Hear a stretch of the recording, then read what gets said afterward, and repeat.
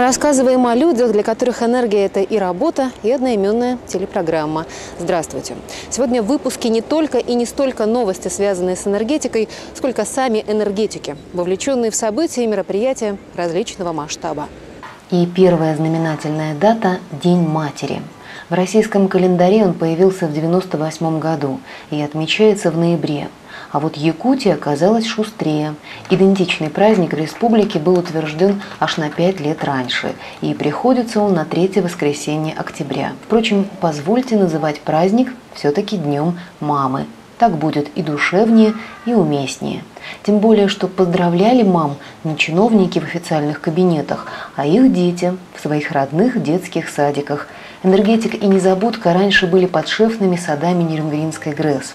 Кстати, в Москве, например, некоторые предприятия возвращаются к этой подзабытой практике организации ведомственных дошкольных учреждений. И в этом есть своя правда. Во всяком случае, сотрудникам не приходится годами ожидать мест в детские сады. Наши энергетики о своих подопечных тоже стараются не забывать.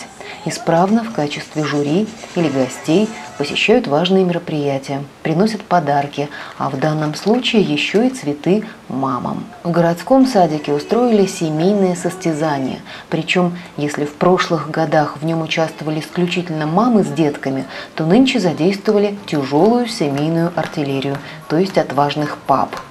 Директор Ниренгринской станции Алексей Старцев даже предположил, что на следующий год команды пополнятся бабушками и дедушками.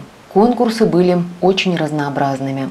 Жюри предстояло оценить кулинарные способности конкурсантов, их умение согласованно справляться с поставленной задачей, сообразительность, интуицию или какое-то шестое чувство, которое поможет родителям распознать под одной из золотых коробок своего золотого ребенка.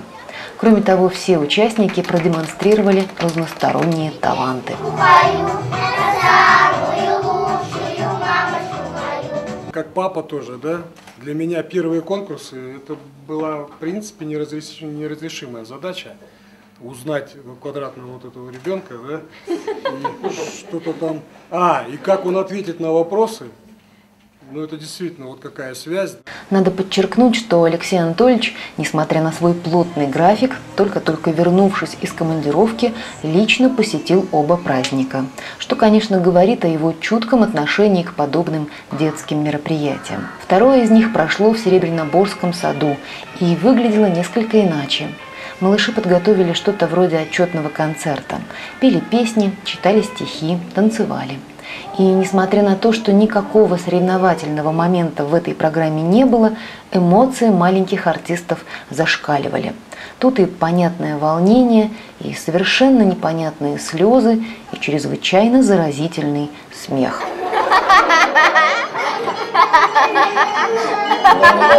В этом мероприятии обошлись без пап.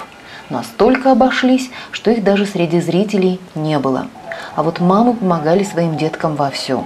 Танцевали с ними, участвовали в эстафете и безропотно съедали все, что предлагали им их чада. Какая жалость, что это был всего лишь йогурт, а не манная каша. На десерт для всех гостей выступила собственная детсадовская команда КВН «Парниковый эффект», которая показала несколько миниатюр на остро социальные детские темы. Маленькие зрители, близкий им юмор оценили по достоинству и на овации не поскупились.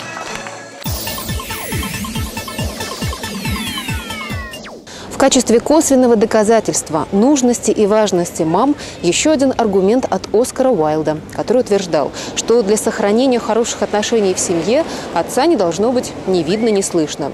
Надо полагать, что люди, которые придумали фестиваль «Семья года», в этом с писателем никогда бы не согласились.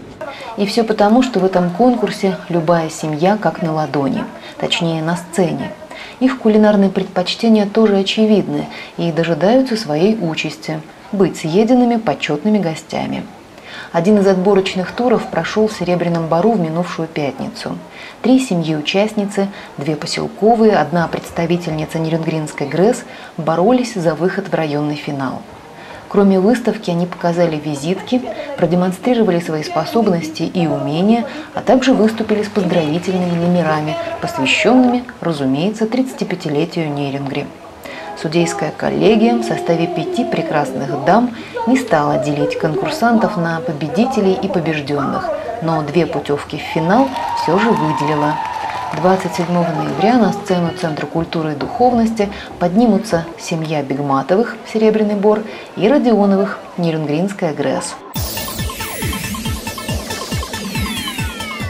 День работников автомобильного транспорта и дорожного хозяйства. В нашей стране это звучит дерзко, потому что отечественный автопром остается неисчерпаемой темой для анекдотов, а состояние дорог наводит на мысль об их фатальной бесхозности. Что остается делать? Как всегда, упражняться в водительском мастерстве. За неделю до Дня автомобилиста в городе прошли традиционные соревнования среди традиционных водителей. На самом деле иначе не скажешь, потому что из года в год одни и те же практически не меняющиеся участники соревнований, среди них, кстати, многих можно назвать ветеранами Нирингри, отвечают на теоретические вопросы, а потом на все тех же стареньких и тоже не меняющихся машинах проходят трассу.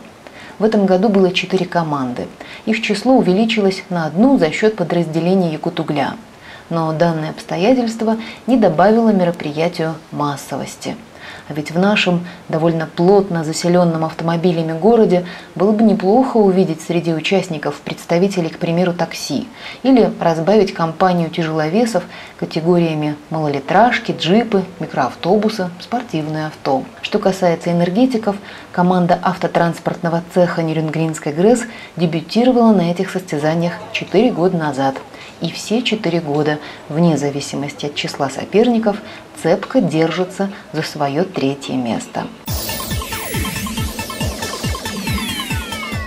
Уважаемые ниренгринцы, поздравляю вас с днем рождения нашего любимого города.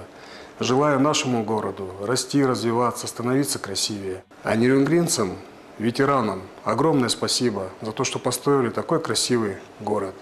Молодежи желаю учиться, работать, строить наш город дальше.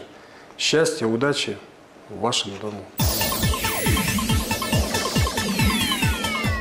С Днем народного единства и Днем города я поздравляю всех тех, кто чувствует это самое единство с кем или чем бы то ни было. Городом, народом, семьей, страной или с самим собой, что тоже, знаете ли, неплохо. Это была программа «Энергия». Живите по-новому, зимнему европейскому времени и берегите не только себя.